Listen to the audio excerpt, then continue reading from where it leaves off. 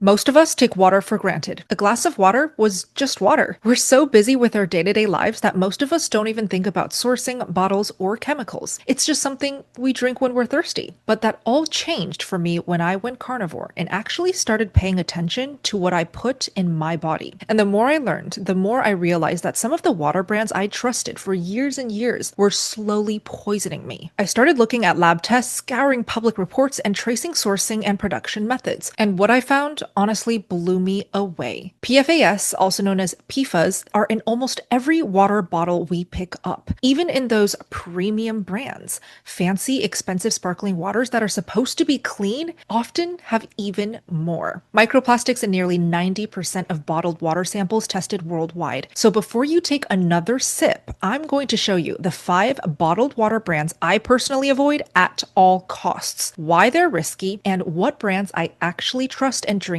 every single day now. This isn't me throwing shade at any of the companies, by the way, it's just about the facts. Public testing and water quality data show clear red flags, and you deserve to know them before you spend your hard-earned money and drink poison. By the end of this video, you'll know exactly which bottles are safe and which ones are not. And as a bonus, I'll also reveal a water brand that is so bad it will make you gag. And the worst part, you've definitely been drinking it your entire life without realizing it. Before I get started, I want you to understand why water isn't just water. Those PFAS I mentioned, it stands for per and polyfluoroalkyl substances, a class of man-made chemicals that don't break down. They slip through filters, soak into soil, and even end up in your blood because of the water you drink. Invisible, odorless, and totally indestructible. They're also called forever chemicals, which I'm sure a lot of you guys have heard of, because they contain an exceptionally strong carbon-fluorine bond. Since they were originally intended to help manufactured items resist heat and decay,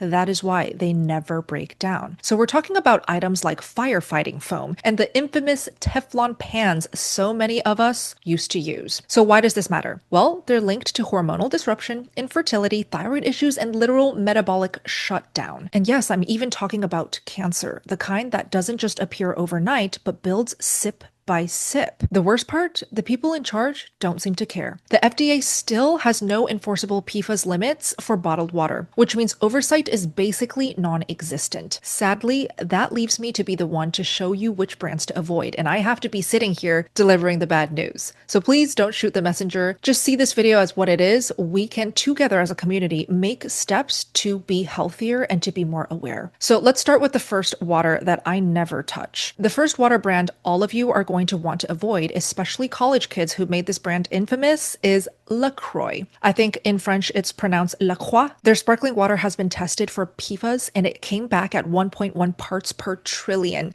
Now, I'm going to reference the parts per trillion metric a lot in this video, so let me just break it down. 1 part per trillion is basically 1 drop in 20 Olympic-sized swimming pools. So yes, on paper, it's a small amount, but PFAS are called forever chemicals for a reason, and a drop in the pool doesn't mean it's safe. Imagine if that drop was pure arsenic. Pretty deadly, right? That's exactly what PFAS are, how they work, and it'll stay in your body for decades. On top of the PFAS, LaCroix has a ton of lawsuits claiming they use synthetic flavor chemicals while selling their drinks to you as natural and healthy. And while the cans say BPA free, that doesn't mean they're free from all hormone disrupting chemicals. They often use BPS and BPF, which can still interact with our hormone receptors. Add in the fact that sparkling water is acidic, so there is a good chance of metal leaching from the cans. In short, just because it's bubbly and fun and cute and delicious does not mean it's totally safe. If you're sipping this all day like a college kid surviving finals, it's worth thinking twice. The second water brand I want you all to steer clear of is another sparkling water. And honestly, this one might sting for a lot of you. It definitely broke my heart when I found out. Here's the thing, sparkling waters often have way higher levels of forever chemicals than still waters. Why? Well, carbonation itself can actually increase PFAS. The added flavor processing even makes it worse. So even if I don't call out every single bad brand in this video, a simple rule of thumb is avoid flavored sparkling waters from your local grocery store. It's just usually a safe bet. So the second brand I personally avoid is Perrier Natural Sparkling Mineral Water. PFAS tested at 1.1 parts per trillion, but the bigger issue for me is its acidity. It clocks in at about a 5.5 pH, and for reference, that's about the same acidity as orange juice. Acidic waters like this can weaken our tooth enamel and even increase metal leaching from the caps. There's also a source risk. Some Perrier's groundwater comes from regions near industrial fluorochemical plants, which are basically PFAS factories. While Perrier touts ozonation and filtering as part of its natural processing, that's not the same as true spring water. Those industrial treatments remove contaminants, yes, but they don't preserve the natural mineral balance or the untouched purity of a real spring. True spring water flows freely from underground aquifers, picking up minerals along the way without chemical intervention. So for me, that triple threat of PFAS, acidity, and source concerns is enough for me to skip it entirely. I loved Perrier for years and years, so it's genuinely a shame that I will not be buying from them anymore. And since most of the Perrier I drank over the years came in plastic bottles, it's worth stepping back and looking at plastic bottled water as a whole. Every single sip from more than 90% of bottled water brands carries hundreds of thousands of microplastics and nanoplastics per liter. They're tiny, invisible invaders leaching from our bottles, caps, and the packaging process itself. Even San Pellegrino, a longtime carnivore favorite of mine, does not escape this. Though Pellegrino's water straight from the source in northern Italy is remarkably pure, the moment it's sealed in plastic, everything changes. The purity that took centuries to form underground is instantly compromised. Studies show that microplastics don't just float harmlessly. They act like tiny sponges soaking up industrial chemicals, endocrine disruptors, and heavy metals before entering your body. Once inside, they lodge in our organs, cross the blood-brain barrier, and even trigger inflammation linked to everything from hormone imbalance to gut dysbiosis. So while people proudly crack open their San Pellegrinos thinking they're making a better choice than Perrier, the truth is, once plastic touches it, no brand escapes contamination. And don't be fooled. Boiling water from plastic bottles will not save us. It does not remove the plastics, and in some cases, it may even make the contamination worse. Also, you should never reuse plastic bottles, even if you're filling them up with filtered water. The plastic itself leaches chemicals like BPA, BPS, and phthalates that mimic estrogen and disrupt your hormones. Every twist of the cap or squeeze of the bottle sheds microplastics straight into our drinks. So even if the water starts pure, it doesn't always stay that way based on how it's used. So this brings me to my biggest tip of all. Please, whenever you can, try to go with glass or stainless steel because it's guaranteed clean, reusable, and safe. So to reiterate, I love Pellegrinos and I still drink it with the caveat of it must be in glass bottles. I do not drink any type of plastic bottled San Pellegrinos, Perriers, any brand for that matter. And I know if you wanted to be picky, you can also pick on the color of the glass. The fact that it's green can also be dangerous. And let me know what you think. Like, are you guys that picky where you even avoid glass bottles that are colored green? Comment it down below. The third water brand to avoid at all costs is Bubbly by PepsiCo. Honestly, who's shocked? These are the same people who turned sugar, sodium, and cheap filler into a billion-dollar empire. And Bubbly is just their latest attempt to dress lab water up as trendy and healthy. PFAS clock in at about 2.2 parts per trillion. That is nearly double Perrier's already concerning levels. And like LaCroix, the label proudly boasts natural flavors, a convenient catch-all that hides synthetic solvents,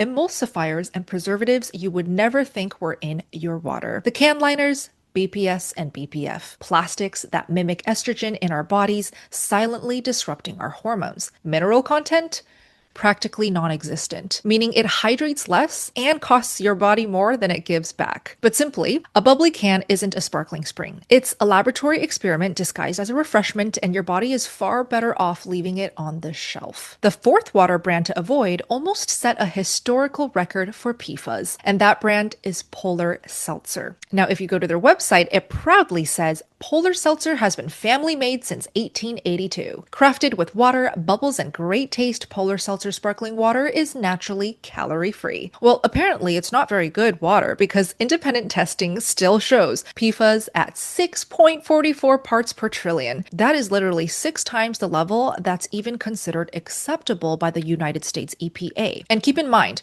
acceptable does not mean safe. I mean, come on, we've been carnivores. We already know, even in the food pyramid, acceptable levels of anything, chemicals, poison, junk, seed oils, is definitely not something that we should even live by. So even though this report is out there, Polar still claims their beverages have undetectable levels thanks to continuous monitoring and filtration of their spring water, which again is not to be confused with truly natural spring water. They tout meeting or exceeding EPA and government standards, but here's the catch. You're left trusting a hugely profitable company's word, and that word is powerful considering they've been around since 1882. But no matter how classic the brand looks or how nostalgic it may feel, when there are high PFAS in the water and zero transparency plus no concrete plan to fix it, in my book, it is so not worth the risk and I stay far away from it. And finally, the crown jewel of betrayal for all of my fellow carnivores, Topo Chico. This to me really is the ultimate betrayal in a bottle because all of us in the carnivore community loved this brand. And I've been in this community for 7 years now, so I know how big it was in the space. Once a fan favorite is now a cautionary tale because PFAS tested at a jaw-dropping amount. 9.76 parts per trillion. That is the highest of any sparkling water, nearly 10 times higher than what even cautious drinkers would consider safe. But the story does not end there. In 2025, Costco had to recall a batch due to Pseudomonas contamination, which is basically a bacteria that causes infection and spoils taste. A recall in glass bottles, no less. The kind you think of as premium and untouchable is now a gut punch. And while the glass is better than plastic, the caps are still plasticized, which can leach hormone-disrupting chemicals when exposed to heat. I want to give you a bonus water to avoid. This is the worst water you could possibly drink on this entire list, period. So it's worth mentioning just in case you guys may be drinking it. Restaurant water. You might assume restaurant water is safe because it's free or because it's a fancy restaurant, but here's the truth.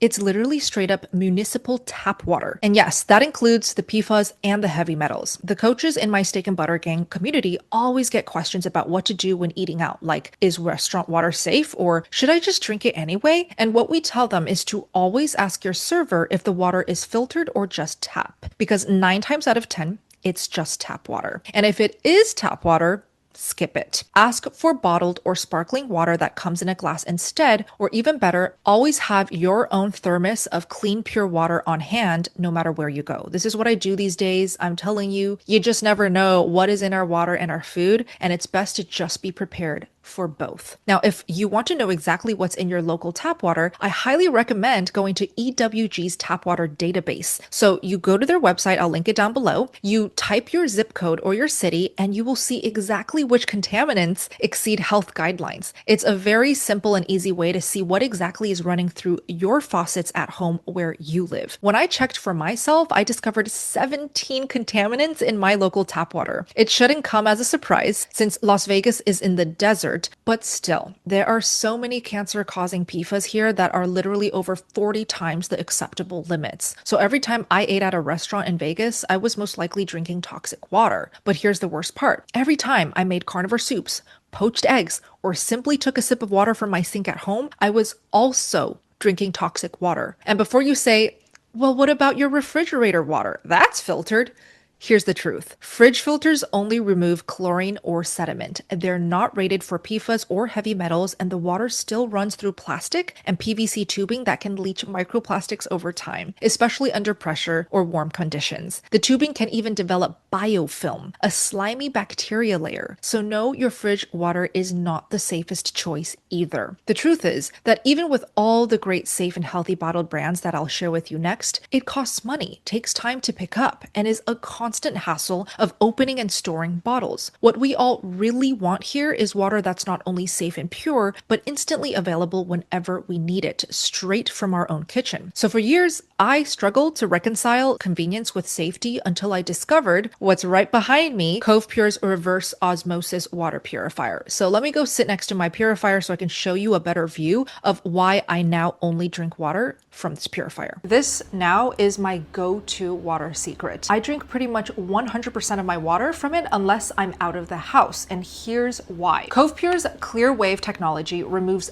thousands of harmful substances: lead, arsenic, forever chemicals, bacteria, some up to 250,000 times smaller than a speck of dust. And the best part, it's ridiculously easy to use. Just plug it in, fill the tank, and enjoy cold, hot, or room temperature water with zero installation. My favorite part is that this entire tank comes out, it's detachable, and it doubles as a water pitcher. So when I'm cooking soups, boiling eggs, or just need pure clean water fast, I lift this up, pour, and it is ready to go in seconds. It also doesn't hurt that it looks really sleek and beautiful on my kitchen counter. It has this modern look, and it's really the closest thing to having a personal spring in your own kitchen. And I actually love my Cove Pure so much that I reached out to them to see if they could hook my audience up, you guys, with something special. And they did. So if you're serious about clean, pure water that would make any water brand jealous, visit covepure.com/steakandbuttergal to get $200 off your water purifier. I've also linked them down below in the description box. If I'm at home, I drink all of my water from my Cove Pure purifier, but when I'm out and about traveling and I have to go with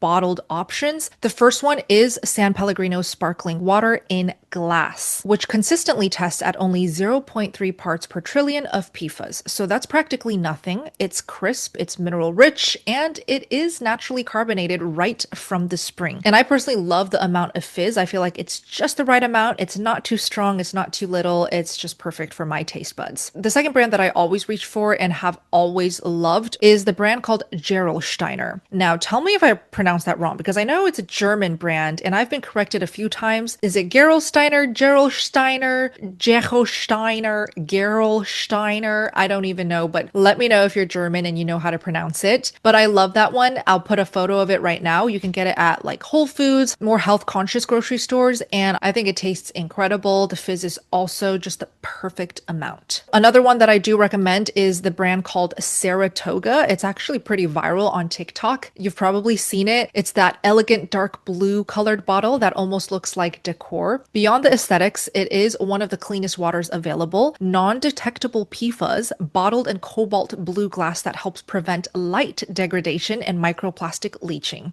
And last but not least, I also love Mountain Valley spring water, whether still or sparkling, but always in glass. This one is a fan favorite because they're always transparent, and their reputation for clean, mineral-rich water still stands very strong, especially in the carnivore community. Now, if you love sparkling water but don't always want to buy bottles, here's a great hack. Make your own at home. There are fantastic at-home carbonation systems that let you turn your purified water into fresh, sparkling water instantly. Pair that with a reverse osmosis system like the Cove Pure behind me, and you're basically drinking the cleanest, safest, most delicious bubbly spring water or plain water on demand. One of the most popular questions that I get asked is, Bella, you've been carnivore for so long. Can you just share everything that I can possibly enjoy as a beverage? I love my drinks. I love my beverages. What can I drink on a carnivore diet?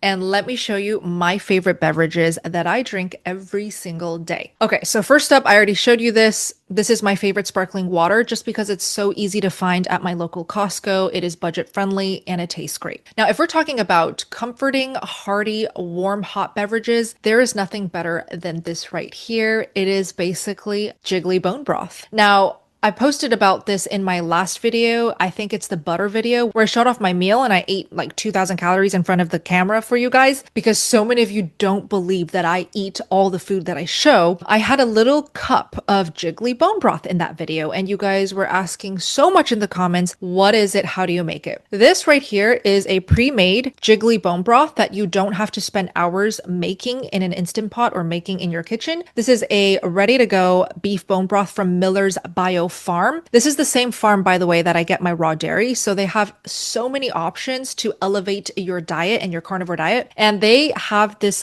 amazing fatty, jiggly bone broth. It's all beef. They have different types of bone broth. So if you are healing, you have autoimmune healing to do, and you cannot have any plants in anything, I get it. That was me my first 3 years of carnivore. They have a naked bone broth. So it's literally just water and just beef bones. That's it. I rarely see bone broth that clean. And so when I saw that on Miller's Bio Farm website, I realized that they truly are the perfect farm for healing carnivores. As you can see, they are not afraid of the fat. and it just hardens up at the top. And if I were to pour this in a glass, it would be so jiggly. But if you don't want cold beverages, heat it up and it turns into the most hearty, comforting, hot bone broth. So I drink this pretty much every day. I love it. And the next beverage is, I treat it as a dessert now. It is so delicious. I personally feel like on a carnivore diet, the biggest flavor that is missing is sour, acidic tang.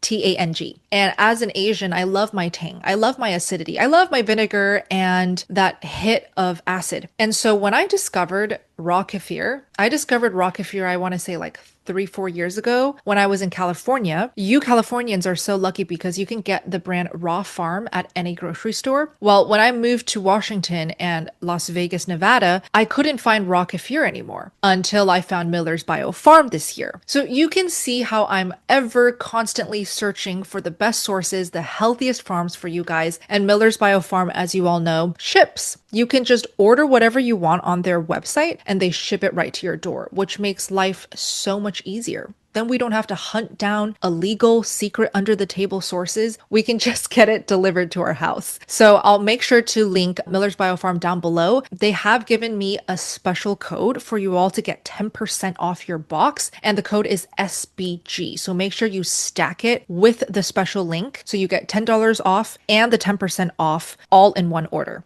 That's the best way to save money. So I recommend making a big order. But if you're not sure what to get, I highly recommend this raw kefir. The mild one is going to be the most agreeable for most people. And I do recommend their bone broth, but most definitely I recommend their raw butter and their raw cheeses. It is literally to die for. I eat it every single day now. I truly believe when I eat raw dairy as opposed to grocery store-bought pasteurized dairy, I just feel different. My body reacts differently. I have zero inflammation when I have raw dairy, zero bloat, zero indigestion, and my skin is so happy, clear, and glowy. The moment I switch to pasteurized dairy, gas, bloat, weight gain, inflammation, water retention. So yes, I am very strict when it comes to sourcing of my dairy. But anyways, those are the 3 drinks I drink every day. Thought I would share with you guys. I hope you all found this video helpful. And again, I'm not trying to poop on any of the brands that I put a spotlight on. I just care about you guys, my community. We are already working so hard, eating a carnivore diet, making such big shifts in our lifestyle and diet that I feel like it's my duty to bring awareness to things that we can make changes to starting today. Even if it's just a slight awareness, I feel like we can get healthier and happier together that way. But let me know what you have learned regarding water, plastics, PFAS, containers, all of it down below in the comments. As always, I love learning from you guys in the comments section. Thank you guys so much for watching, and I hope to see you in my next video. SPG out.